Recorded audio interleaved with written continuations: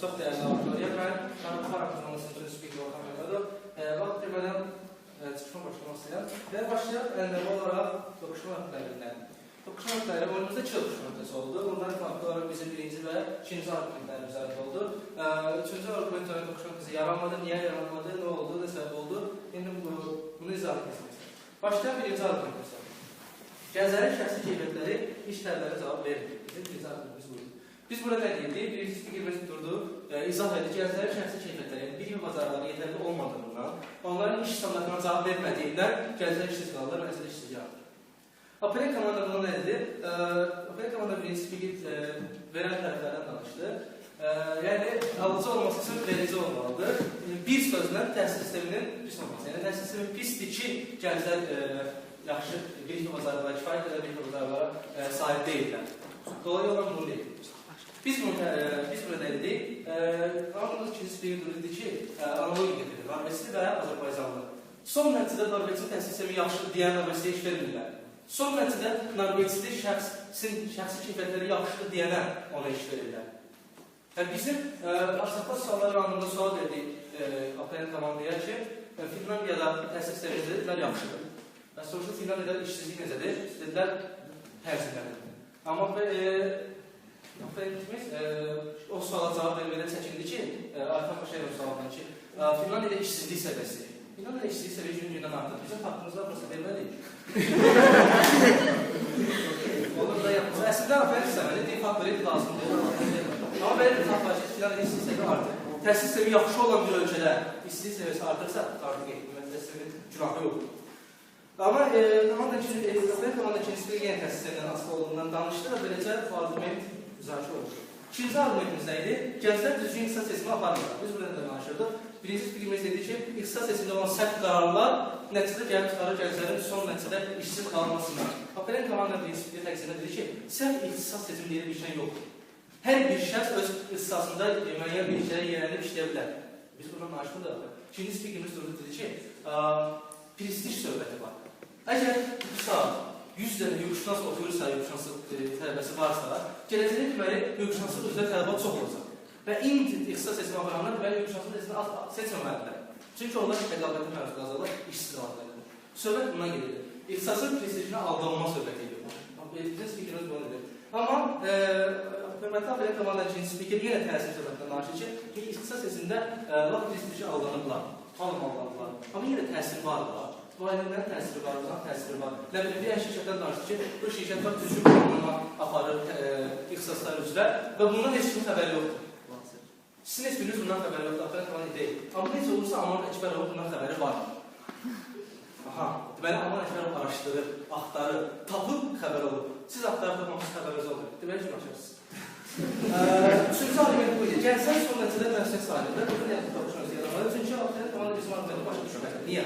Biz danışırıq burada bütün təzyiqlər qanun var gəlsələr. Valideyn təhsil göstərir, dövlət təhsil göstərir, o təhsil göstərir, bu təhsil göstərir. Amma son nəticədə qərarı kim verir? Gənc özü. Biz bundan danışırıq. Apelin komandanı sadəcə deyir ki, hamı təhsil göstərə bilər. Argument düzgün deyil, genç spikdir, bu toqquşması dördür. Biz də deyildik, hamı təhsil göstərir.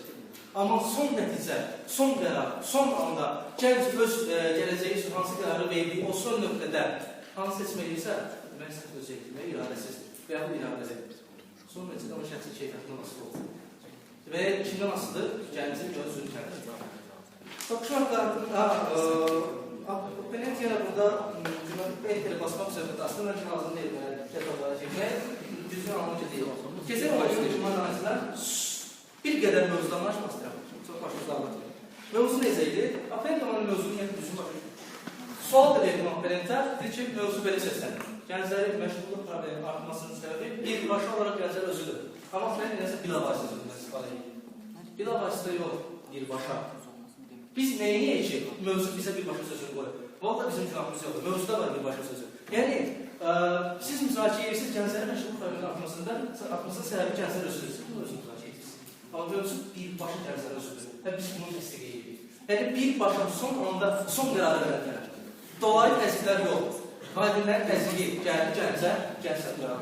Dövlət sərt təhsil sistemi qoydu, təhsil edir gəncə, gənc səbqərar. Dolayı da bu da birbaşa yox gəncə. Biz bundan danışırıq. Mövzu özü birbaşa qoymuşdur. Bizim qapımız deyil. Sonra argumentasiya toxunması. Mən argumentasiyada bizim komandanın üstünlüyü açıq-aşkar edib nədən? Fikir verir bizim argumentlərə. Ümumiyyətlə, mövzuya niyə sual verir? Gənclərin məşğulluq problemi artmasının səbəbi baş gənclər özüdür. Niyə? Çünki gənclər ixtisasızlıq. Niyə? Çünki gənclərin şəxsi şirkətləri aşağıdır. Niyə? Çünki son anda gənclər dururlar. Cavabı aldı. Baxın, gənclərin məşğulluq problemi artmasının səbəbi baş gənclər özləri deyil. Niyə? Texnologiyalar artır. Niyə? İqtisadi böhran. Belə qalan sübut eləməlidir ki, birbaşa olaraq gənclər özləri deyil. Amma belə qalan sübut deyildir ki, işləyici artmasının səbəb texnologiyadır. İstəyini artmasının səbəb iqtisadi böhrandır. Gənclər birbaşa olmaması harada qaldı? Və sizin mövqe harada qaldı? Harada qaldı birbaşa gənclərin olmamasına niyə suala verilən cavablar? Sonra, belə bir söhbət oldu, texnologiya söhbəti toplmaq istəyirəm. Akademik komanda deyir ki, texnologiyanın artması nəticəsində bəs gələcəkdə texnologiya işçiləri sırışdıracaq və işçiləri yaranacaq. Biz nə dedik? Dövlətin sosial siyasəti var. Soruşuq, var dedilər var. Nədir sosial siyasət? Dövlət özü planlayır düzgün şəkildə ki, sabah bu qədər işçisi olacaq, sabah bu qədər işçisi olacaq, bu yaranırlar, falan. Yaxşı, tam siz gəlin. Texnologiya artdı. Nə olacaq gələcəkdə? Texnologiya artmağa davam edir. Et dövləti. Artdı, nə olacaq? Mən gələcəkdə işsiz qalmayacaq. İşsiz, hamı işsiz olacaq. Bəs məşğulluq var mı? Deməli, problem yoxdur, doğrudur. Hamı işsiz qalırsa, o demək deyək ki, hamı azından öləcək. Texnologiya inkişaf edirsə, işsizlər yaranırsa, bu demək deyək ki, o işləməyənlər azınlıqdır. Bu demək deyək ki, o məşğulluq problemidir. Belə bir incə məqam var edir burada. Məşğulluq problemi yaratmırsa, bu artıq digər problemsudur, digər bir məsələ. Oyun analizimiz bu qədər. Son fikrimi belə keçmişdirmək istəyirəm. Mən komanda hey danışdı. Deməli, iqtisadi böhranlardan, texnologiyadan, təhsil sisteminin olmasından, filan. Yəni, şəraitsizlikdən. Şəraitsizlik dedilər, mənim vaxtıma belə bir nətifə gəldi. Yeri gəlmişdən danışım. Və bir nəfər olur, dənizdə boğulur. Dənizdə boğulur və başlayır qışqırmağa, mənə yardım elə, kömək elə, ay Allah. Bir dəqiqə keçmir, yanlıq nəncəmi gəlir. Gördə boğulur, daha gördə şəhədə uzatıb kömək eləyir. Deyək, qədinlərsən, lazımdır, etmə Allahdan kömək istəmişəm, mənə kömək eləyəcək. Sonra gördə başına xərbəmi verir, gedirlər. Neyse, bu yenə sırtından, ay Allah, mənə yardım elə, kömək elə, ay Allah, öldüm filansa, yenə bir gəlir, deyir ki, ay qardaş, əldə uzat bir səni çıxardan dərəsə, deyir, ay Allah, lazım deyil. Mənə Allah kömək eləyəcəksiniz, mən yardım olunum. Neyse, bu da gelir, biraz da keçirdi, 3-4 dənə gəlir, belə yolu verirlər. Axır nəhayət ki, şükür Allah ölür. Və gəlir, o bir dünyaya Allahın üzrundan.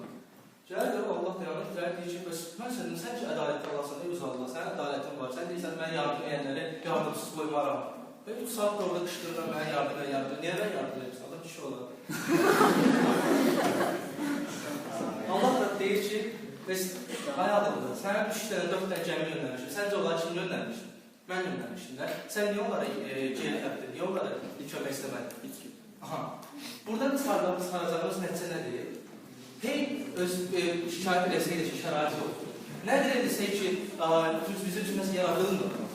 Bunlar boş söhbətdir, bunlar bəhanələrdir. Şərait var, sadəcə o şəraitdən düzgün istifadə edilir.